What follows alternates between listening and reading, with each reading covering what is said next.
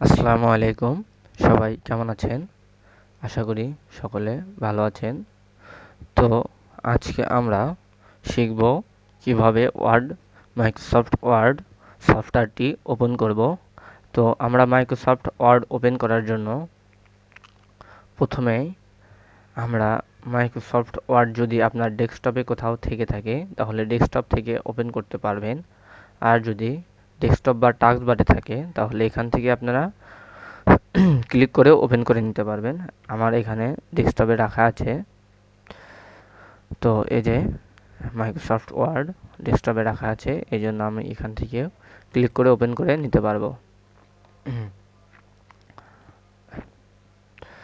তো এখান থেকে আমরা ওপেন করতে পারি। তো এরপর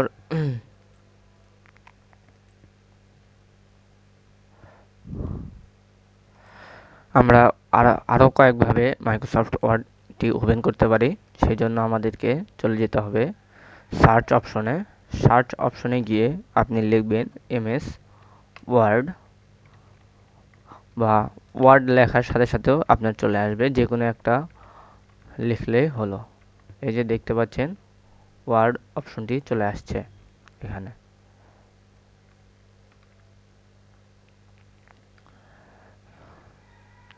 তো এখানে ওয়ার্ড অপশনটি চলে আসতেছে।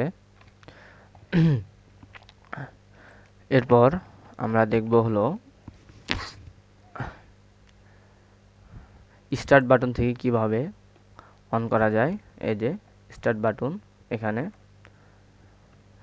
স্টার্ট বাটন থেকে আমরা কিভাবে ওপেন করতে পারি। এখানেও এই যে দেখতে পাচ্ছেন যেগুলো প্রিন্ট করা আছে, যে সফটওয়্যারগুলো, সেগুলো আমার সামনে দেখাচ্ছে। তো এখানে ওয়ার্ড আছে, তারপর আপনারা এখানে সার্চ করেও ওয়ার্ডটা নিয়ে আসতে পারবেন।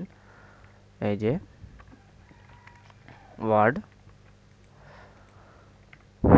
তো এরপর আমরা আরও কয়েকভাবে ওয়ার্ডটা ওপেন করতে পারি। সেটা হলো আপনাদের কিবোর্ডের control button, shift button, Windows button এবং অল্টার বাটন চারটি একসাথে প্রেস করে ধরে, দেখতে পাচ্ছেন আমি এখানে আপনাদেরকে বোঝানোর সুবিধার্থে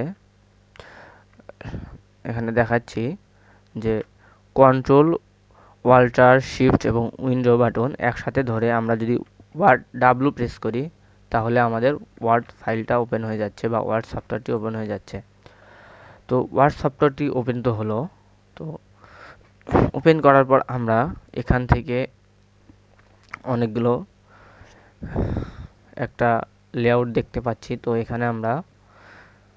এখান থেকে আমরা বিভিন্ন ধরনের কাজের জন্য বিভিন্ন পারপাসে যার যেরকম কাজ সেরকম, যদি সে মানে তৈরি করা টেমপ্লেট তৈরি করতে চায় তাহলে এখান থেকে তৈরি করা টেমপ্লেট দিয়ে কাজ করতে পারে। আর আমরা যেহেতু এখন নতুন কাজ করব সেই জন্য আমরা ব্ল্যাঙ্ক ডকুমেন্ট নিয়ে কাজ করব। তো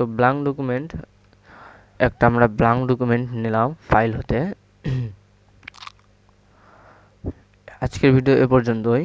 ফাইল আমরা প্রথমে দেখলাম মাইক্রোসফট ওয়ার্ড কীভাবে ওপেন করা যায়, 3-4 ভাবে ওপেন করা যায়। তো 3-4 ভাবে আপনাদেরকে ওপেন করে দেখিয়েছি। আশা করি ওয়ার্ড সফটওয়্যারটি ওপেন করতে পারবেন। তো এরপর আমরা দেখালাম কিভাবে ওয়ার্ডে ফাইল থেকে একটি ব্ল্যাঙ্ক ডকুমেন্ট আপনারা নিয়ে নেবেন। তো আজকের ভিডিও পর্যন্তই।